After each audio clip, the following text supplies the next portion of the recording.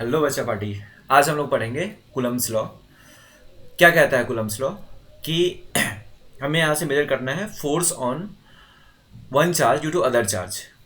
दो charge particles हैं, point charge particles है। क्यू पहला है पहले पार्टिकल पे चार्ज है Q1, दूसरे पार्टिकल पे चार्ज है Q2। ध्यान रखना ये जो लॉ है सिर्फ पॉइंट चार्जेस के लिए वैलिड है, एक्सटेंडेड चार्जेस के लिए, कंटिन्यूस चार्जेस के लिए वैलिड नहीं है।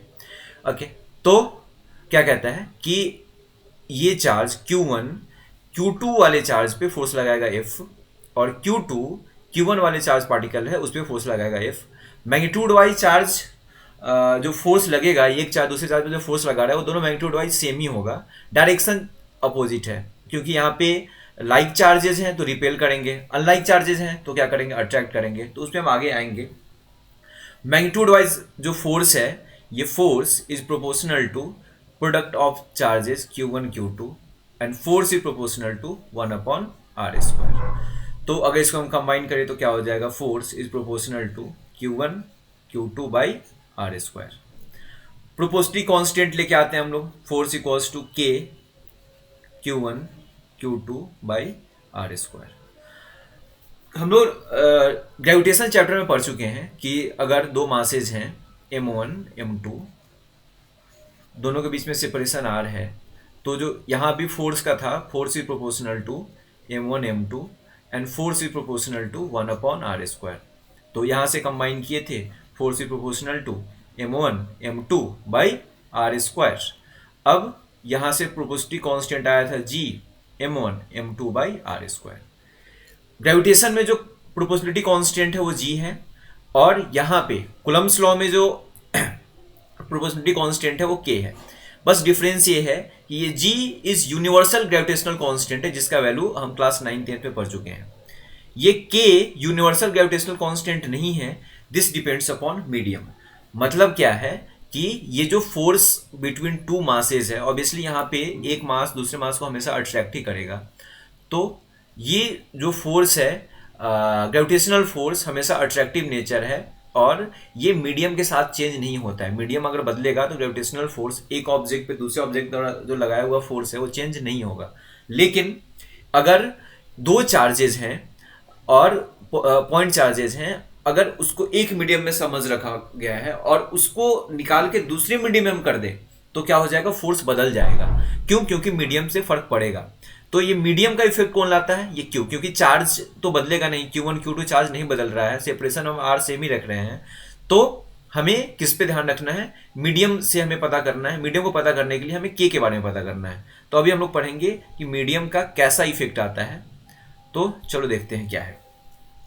फोर्स को हम लोग क्या लिख सकते हैं, यहां से F इक्वल्स टू, ये ग्रेविटेशन का है तो हम इसको साइड रख देते हैं, K इक्वल्स टू, अगर हम वैक्यूम का देख रहे हैं तो force equals to 1/4 epsilon naught Q1 Q2 by r²। अब ये 1/4 कांस्टेंट है, ये इप्सिलॉन नॉट, ये जो वैल्यू है इसको बोलते हैं हम लोग परमिटिविटी, और ये नॉट लगा दिया मतलब क्या है, ये फ्री स्पेस का हो गया। फ्री स्पेस मतलब हो गया वैक्यूम। ठीक है, इसका वैल्यू क्या होता है, 8.85 10⁻⁻12। ओके, यूनिट के बारे में अभी हम पढ़ेंगे। देखो, सबसे पहले हम के का यूनिट देख लेते हैं। के में कैसे देखेंगे, ये न्यूटन है, ये मीटर स्क्वायर आ जाएगा। क्या फोर्स का न्यूटन, ये r² आएगा तो metre square, and coulomb into coulomb, coulomb square. क्या हो जाएगा, newton metre square upon coulomb square is unit of K. देख लो क्या हो जाएगा, के को अगर लिखना है हमें तो के को क्या लिख सकते हैं हम लोग, if r² upon Q1 Q2, क्या हो जाएगा, ये newton metre square upon coulomb square. Okay, अब यहां से ये जो इप्सिलॉन है ये अपोजिट ऑफ के है, क्योंकि के इज 1/4 इप्सिलॉन नॉट होता है, इप्सिलॉन होता है, तो वैक्यूम के लिए इप्सिलॉन नॉट हो जाता है, तो ये उल्टा हो जाएगा। तो यूनिट क्या हो जाएगा इसका, coulomb square upon newton metre square. ठीक है, ये इसका यूनिट है, ऐसा यूनिट है, ध्यान रखना है वैल्यू। अब देखो, अभी मीडियम का इफेक्ट क्या डाले, अगर वैक्यूम है तो 8.85 10⁻⁻12।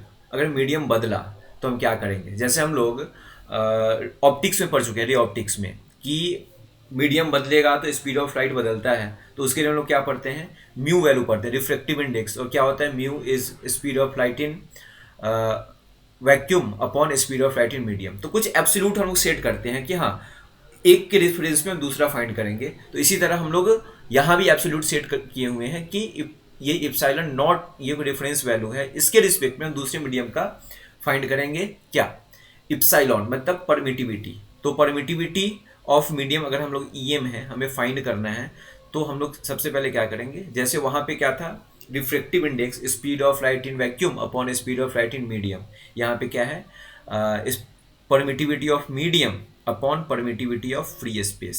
मैं इसलिए बता रहा हूँ ताकि रिलेट कर सकें हम लोग, तो हमें याद रहेगा क्या है, epsilon medium upon epsilon naught equals to epsilon R. Epsilon medium permittivity, permittivity आगे हम लोग पढ़ेंगे क्या होता है, ये इप्सिलॉन मतलब परमिटिविटी है, तो medium upon epsilon naught equals to epsilon R. ठीक है, ये रिलेटिव परमिटिविटी हो गया, रिलेटिव परमिटिविटी।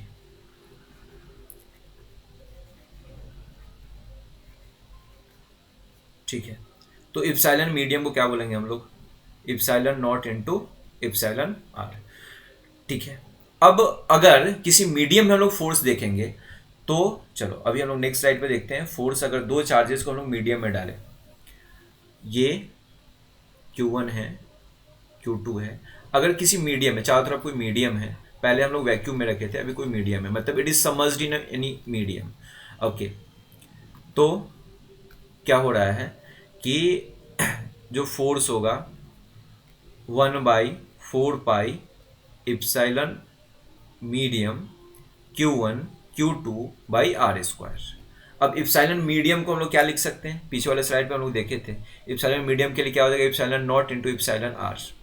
ओके, तो फोर्स क्या हो जाएगा, 1/4 epsilon naught into epsilon R Q1 Q2 by are square.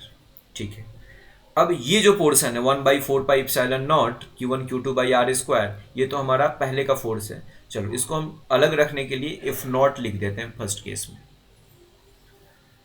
Okay, तो इफ नॉट हमारा क्या है, 1/4 epsilon naught Q1 Q2 by are square.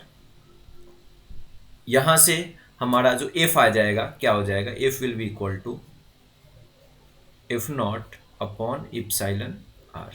अच्छा, इप्सिलॉन का वैल्यू जो हमारा परमिटिविटी है उसका वैल्यू हमेशा 1 से बड़ा होता है, वैक्यूम में 1 हो जाता है, ये 1 से बड़ा होता है, एयर में 1 ले लेते हैं, इन एयर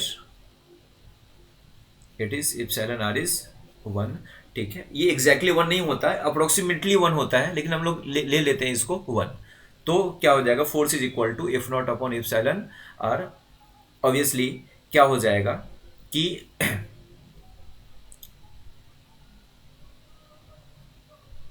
देखो जरा, ये हमारा ये जो फोर्स का वैल्यू है ये हमारा ये बदला हमारा।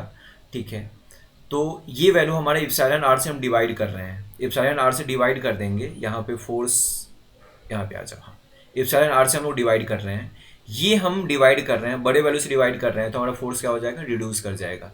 ठीक है, मतलब मीडियम के इफेक्ट से फोर्स क्या करता है, घटता है। ठीक है, तो अभी क्या पढ़े, इफ सिस्टम ऑफ चार्ज या फिर टू चार्ज या समझ मीडियम, तो क्या होता है, फोर्स रिड्यूस क्या है, force is smaller than if not. Medium के इफेक्ट से फोर्स क्या हुआ, हमारा घट गया। ठीक है, लेकिन देखो जनरली हम लोग याद रख लेते हैं ये कि फोर्स रिड्यूस ही करेगा, लेकिन कुछ कुछ केसेस ऐसे हैं जहाँ पे फोर्स बढ़ता है। नॉर्मली हम लोग हमेशा यही याद रखते हैं कि फोर्स घटेगा मीडियम में डालने से, लेकिन ऐसा जरूरी नहीं है, कुछ कुछ केसेस हैं। जैसे अभी हम लोग 2 केसेस पढ़ेंगे जिसमें एक में फोर्स बढ़ेगा, एक में फोर्स घटेगा। तो चलो आते हैं उस पर, पढ़ते हैं हम लोग क्या है। जैसे ये Q1 है, Q2 है, दोनों अभी चलो इसको हम ले लेते हैं प्लस Q और इसको ले लेते हैं हम लोग माइनस। ठीक है, यहाँ पे हम लोग एक मीडियम डाल दिए, अभी हम लोग मीडियम डालेंगे और देखेंगे क्या इफेक्ट होगा फोर्स पे।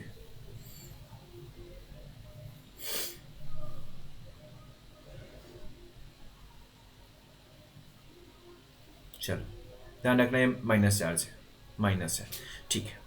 अब होगा क्या, ये प्लस है, पहले ये इसको बोलते हैं हम लोग कोई इंसुलेटर मीडियम डाल दिए हैं, इसमें इंसुलेटर मीडियम में क्या होंगे, डाइपोल्स,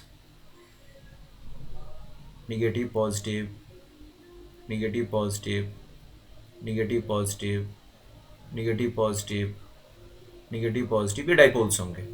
अब क्या होगा, ये जो ऐसे रैंडम केसेस में होंगे, ऐसा पॉजिटिव निगेटिव, ऐसा ये पॉजिटिव निगेटिव, पॉजिटिव निगेटिव, ऐसा मतलब रैंडमली होगा, ये किसी अलाइंड नहीं होगा, रैंडमली ओरिएंटेड होगा ये। अब जब इसको हम लोग चार्ज के बीच में रख दिए, तो क्या, जब ये पॉजिटिव चार्ज है यहाँ पे, तो पॉजिटिव वाले क्या करेगा, निगेटिव वाले को अपनी तरफ अट्रैक्ट करेगा, तो डाइपोल्स का सिचुएशन कुछ ऐसा हो जाएगा, निगेटिव पॉजिटिव,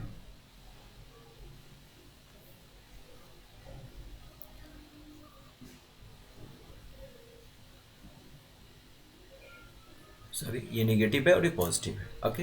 क्या हुआ, पॉजिटिव निगेटिव चार्ज को अपनी तरफ अट्रैक्ट कर लिया, और ये जो निगेटिव है वो पॉजिटिव वाले को अपनी तरफ अट्रैक्ट करेगा, positive negative, positive negative, dipole से ही है, ठीक है। अब देखो ये जो Q1 Q2 पे फोर्स लगा रहा था without any presence of medium, वो क्या कर रहा था, चलो इसको हम लोग बोल देते हैं इफ नॉट, ये इसको अट्रैक्ट कर रहा था, क्या कर रहा था, इफ नॉट, और क्योंकि हम लोग पढ़ चुके हैं अनलाइक चार्जेस क्या करेंगे, अट्रैक्ट करेंगे, तो ये इफ नॉट और इफ नॉट फोर्सेज लगा रहा था Q1 Q2 पे, इफ नॉट फोर्स, और ऑब्वियसली मैग्नीट्यूड बराबर होगा, तो force on each other will be if not and if not, ठीक है। अब ये किसका फोर्स हो गया, ये एक चार्ज दूसरे चार्ज पे लगाया उसका।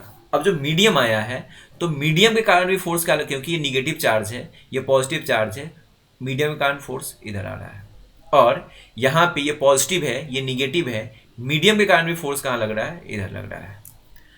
अब समझो जरा, पहले क्या था कि इस वाले केस में, अगर हम इसी केस को यहाँ पे सोचेंगे, तो जो एक्चुअल में जो फोर्स है, फर्स्ट केस में जो हम लोग पढ़े हैं कि एक्चुअल में जो फोर्स है, अगर वैक्यूम है तो वो वैक्यूम मतलब कोई मीडियम नहीं है, तो फोर्स 1/4 पे epsilon naught, 4/ε0 Q1 Q2 by are square हो जा रहा है।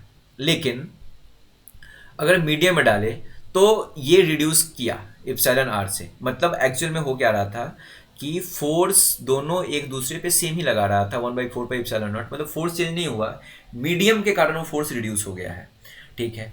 इस केस में क्या हो रहा है कि मीडियम अट्रैक्ट कर रहा है अपनी तरफ, तो दोनों फोर्स, मतलब Q1 पे फोर्स जो इफ नेट अगर हम देख ले रहे हैं Q1 पे, इफ नेट ऑन Q1 क्या हो जाएगा, इफ नेट वो हो जाएगा magnitude wise F naught plus F M, दोनों एक ही डायरेक्शन में लग रहा है, तो फोर्स इंक्रीज कर रहा है हमारा, मतलब मीडियम के प्रेजेंस से हमेशा फोर्स घटता नहीं है, ठीक है, फोर्स बढ़ता है, तो फोर्स इंक्रीज्ड।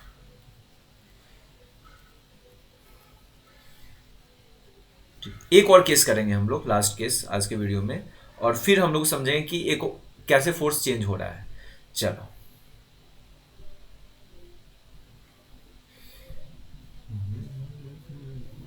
ओके, देखो इस बार Q1 है प्लस Q1, ये हमारा प्लस Q2 है, डायलेक्ट्रिक वही है, सेमी डायलेक्ट्रिक डाला है मैंने।